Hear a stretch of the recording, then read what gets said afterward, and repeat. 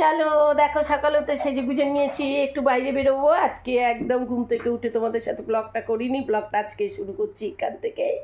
আশা করি তোমরা সকলে ভালো আছো, আমি তো ভালোই আছি, দেখতেই পাচ্ছ। এখন বেরোবো, পুরো সেজে গুজে নিয়েছি। চুড়িদারটা পরে কেমন লাগছে আমাকে?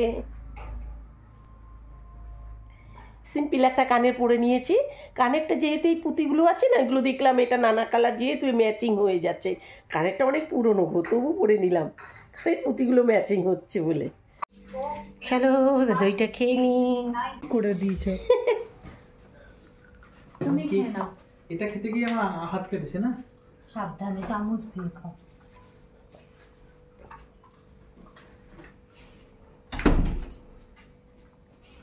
পলিস্টিক করে দাও, দই খাচ্ছি দেখো। আসবো কখন, নষ্ট হয়ে যাবে।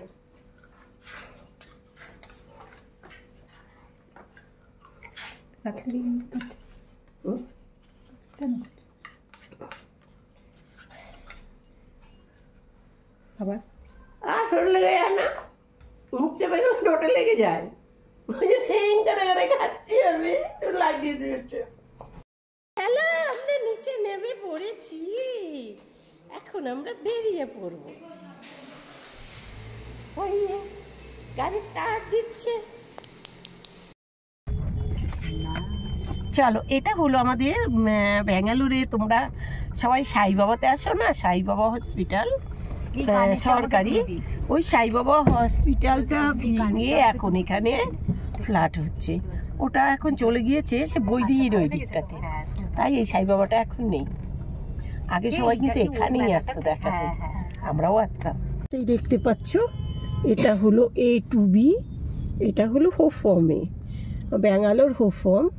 সেখানে যে A2Bতে আমার ছেলে পার্সেল আনতে গিয়েছে, তা আমরা ওখানে বসে পার্সেল খাবো।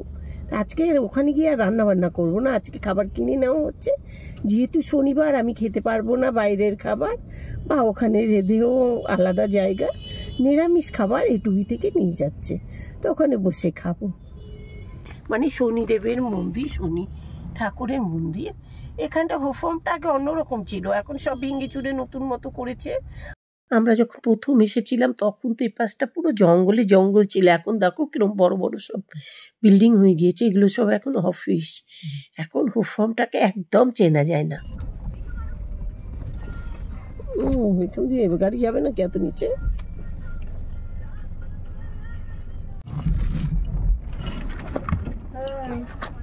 এই গাড়ি কাত হয়ে যাবে না তো, আমরা নেমে যাই। দাঁড়া দাঁড়া দাঁড়া, কেউ নামবে না।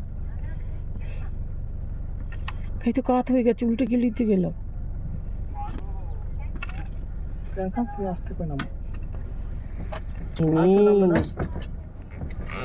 খোলা জায়গা। আচ্ছা, তুতু দাও, তুতু দাও, ওটা তো তুতু দিয়ে নাও।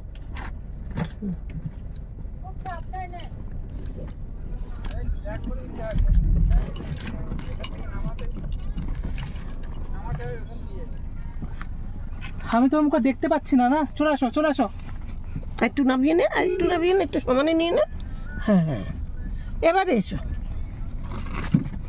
আমি ওখানে আন্দাজটা বুঝতে পারছিলাম যে পুরো গাড়ি উল্টে মানে এরকম ছিল, দুটো চাকার উপর। হ্যাঁ, একদম উল্টে পড়ে যেতাম। এই চাকা হাওয়াতে, ওই চাকা সরি দেখছে ভয় পাচ্ছে, এবার কি হবে, গাড়িটাকে ধরবো কি হবে। দেখো তো, এটা আমার মনে হাতে লাগো, এটা নিয়ে ওখানে বলছে কাবেজো না, এমনি গাড়ি দুটো চাকার মতো রয়েছে না, এই পাশের চাকাটা এই পাশের চাকাটা। হ্যাঁ, যে গাড়িটা ওটা বয়েছে, আমার ভয় লাগছিল যে এটা উল্টে যাবো তো। ওই জন্য আমি প্রিয়াঙ্কাকে নামিয়ে দিলাম, আমার সামনের চাকাটা এরকম হচ্ছে তো, এই পাশে যে ভুল করে ওই থেকে বোন নেমে গেলে আবার উল্টো হয়ে যেত। হ্যাঁ, তাহলে তারও ওয়েট, কেন আমরা দুটো ওয়েটে পারে আছি। আর তুমি যেখানে বসে আছো সেই চাকাটা টাচ খেয়ে আছে নিচে, তাই কোনো অসুবিধা নেই, তাই ওই চাকাতে কিছু করা যাবে না, তাই তোমাকে নামতে পারবো, তোমাকে নামতে দেবো। দেখো আজ কি ঘুরতে চলেছিল, আমাদের গাড়িটা পুরো কাত হয়ে গিয়েছিল, মনে হচ্ছিল যেন পড়েই যাব।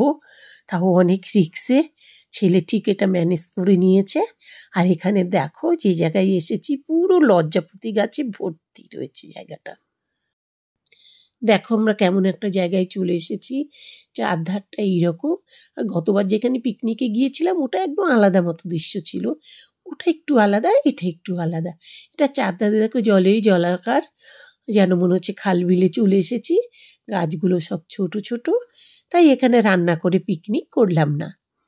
কত সুন্দর লাগছে ওই পাশে। আচ্ছা উনিও বাইক নিয়ে এসেছে মাছ ধরতে, দেখো। ও তো একদম পুরোটা বেরোচ্ছে।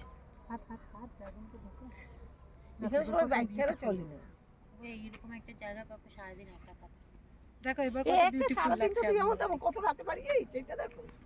দেখো এবার কত বেটার লাগছে, কিরকম করেছিল। মামা হাই করো, হাই করো, হাই করো, হাই করো। এখানেই খায়, এখানেই ঘুমায়।